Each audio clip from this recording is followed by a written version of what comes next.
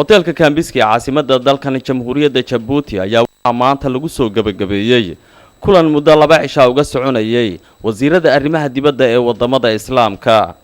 shirkan ayaa inta badan waxaa looga hadlayay arrimo dhowr ah oo ay ka mid tahay xaaladaha kala duwan ee ka jira wadamada islaamka gaar ahaan Soomaaliya, Syria, Falastiin iyo wadamo kale. waxaana gabagabadii kulankaasi ka soo baxay qodobo dhowr ah oo looga hadlayay sidii xal loogu heli lahaa horumarka ammaanka iyo waliba dhinacyada istaageersiga wadamada islaamka. wasiirada arrimaha dibadda ee dawladaha islaamka Maxamuud Cali Yuusuf oo u warramayay warbaahinta ayaa waxa uu ka warbixinayaa waxyaabihii kulankani ka soo baxay. kaasina ma shirkana guul weyn baan ka gaarnay ayaa waxaan u leeyahay nataa'ijka ama go'aanadii ka soo baxay waxay ahaayeen go'aano fiican.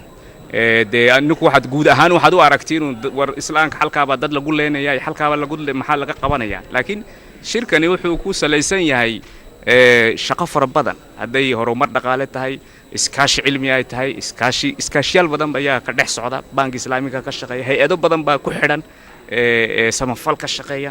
kolka xalka siyaasad ahaan kulleyba kolkay ama walaalihin Falastiin jooga ama walaalihin Rohingya Myanmar kolka la weerarayo la dilayo wax shucuur waa wala damqanayna damqashadaas, laakiin damqasho oo sidaa loo fadhiyo la yiraahdo war waxa ka daayada maahin. waxaa jira dhaqdhaqaaq diblomaasiyad baa jiro aan ku bilownay shalayba inay Catherine Ashton waa shirka ugu horeeyay islaam ay ka qayb gasho.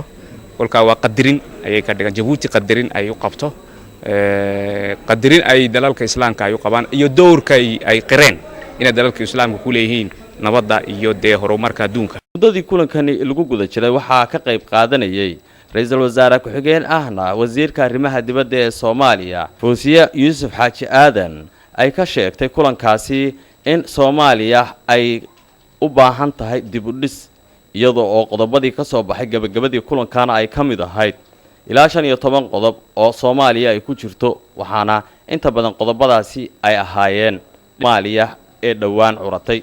waxaana sidoo kale looga hadlay sidii dib u dhis iyo waliba dib u dejin loogu sameyn lahaa shacbigii Soomaaliyeed ee ku soo guda jiray 20 sano ugu dambeeyay dhibaatooyinka iyo daalaadhaca intaba. gabagabadii kulankan ayaa sidoo kale waxaanu wax ka weydiinay wasiirada arrimaha dibadda ee Soomaaliya isla markaana ah ra'iisul wasaare ku-xigeen Mrs. Foosiye waxa ayna ka warbixinaysaa kulankani iyo waxyaabaha ka soo baxay qaraaradii ka soo baxay in Soomaaliya taageero xoog la siiyo xagga humanitarianka, xagga dhaqaalahaba. in Soomaaliya ay waxa jiray wasiirada khaarijiyaasha waaweyn dalalka waaweyn ama carab ha noqdo ama caalamka islaamka ha noqdaan inaanu gaargaar soo aragnay in mid walba aanu ka wada hadalay sidii waxay noola qaban lahaayeen.